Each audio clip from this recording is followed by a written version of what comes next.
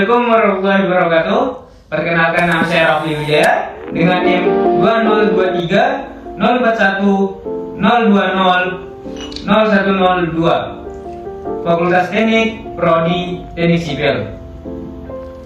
Kelas 1E. Saya di sini akan menjelaskan beberapa metode pemisahan campuran. Metode pemisahan. Proses pemisahan digunakan untuk mendapatkan dua atau lebih produk yang lebih murni dari suatu campuran senyawa kimia. Sebagian besar senyawa kimia ditemukan di alam dalam keadaan yang tidak murni.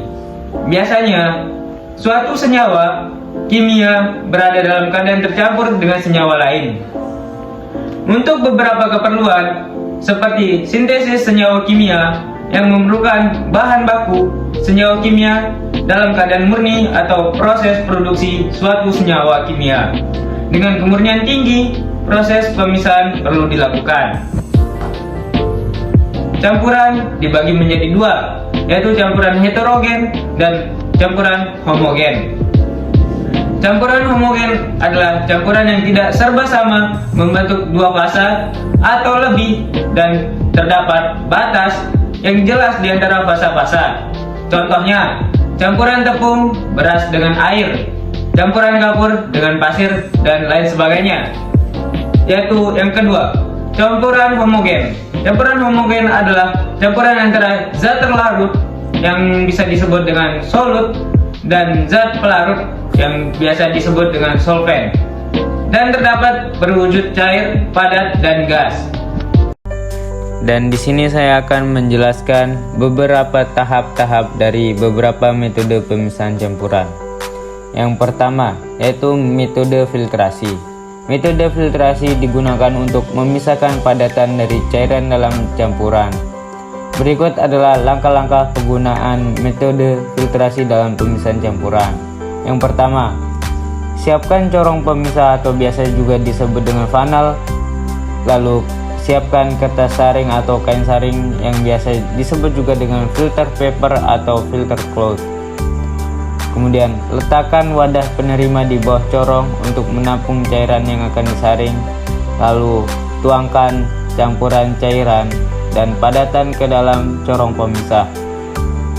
Proses filtrasi cairan akan melewati filter paper atau kain saring, sedangkan padatan akan tertahan di atas filter. Cairan yang telah disaring akan masuk ke dalam wadah penerima.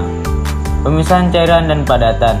Setelah filtrasi selesai, cairan yang telah terpisah dari padatan dapat digunakan sesuai kebutuhan, sedangkan penyimpanan padatan yang tertinggal di atas filter dapat diambil dan disimpan sesuai kebutuhan atau dibuang jika tidak diperlukan.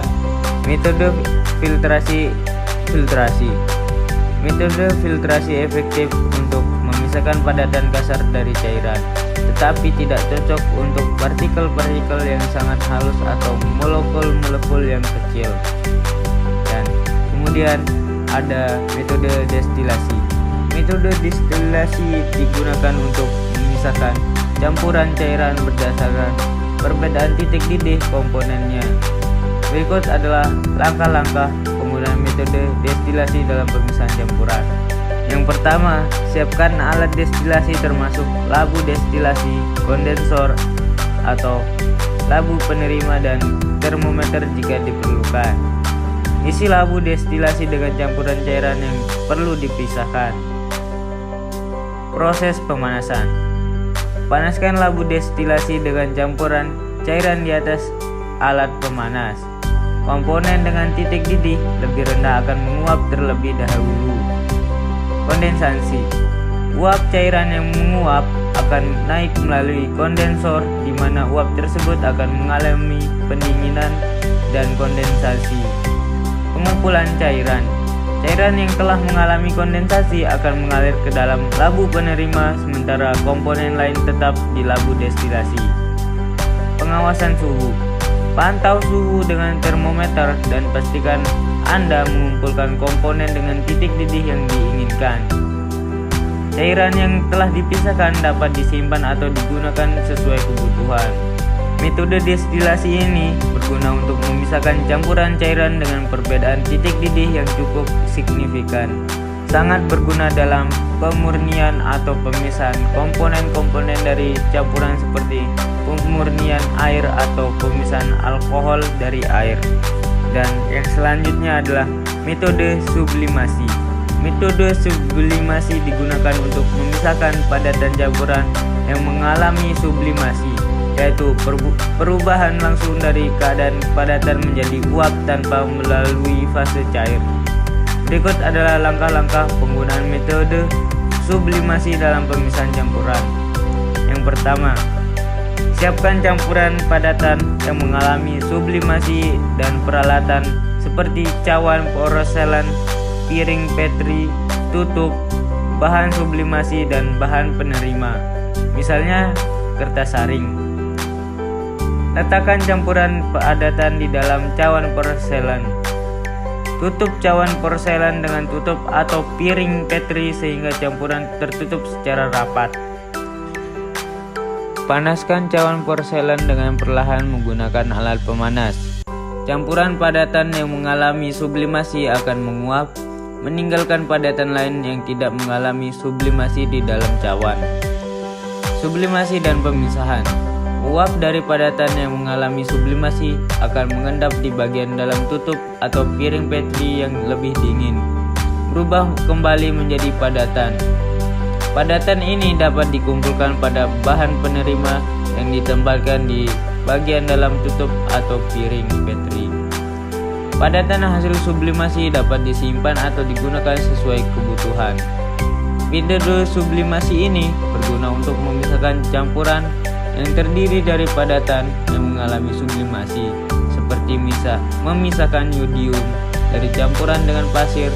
Sublimasi juga digunakan dalam pemurnian beberapa zat kimia. Yang selanjutnya adalah metode kristalisasi. Metode kristalisasi digunakan untuk memisahkan padatan dari larutan dengan mengkristalkannya zat terlarut yang larut dalam pelarut. Berikut adalah langkah-langkah penggunaan metode kristalisasi. Metode kristalisasi yang pertama adalah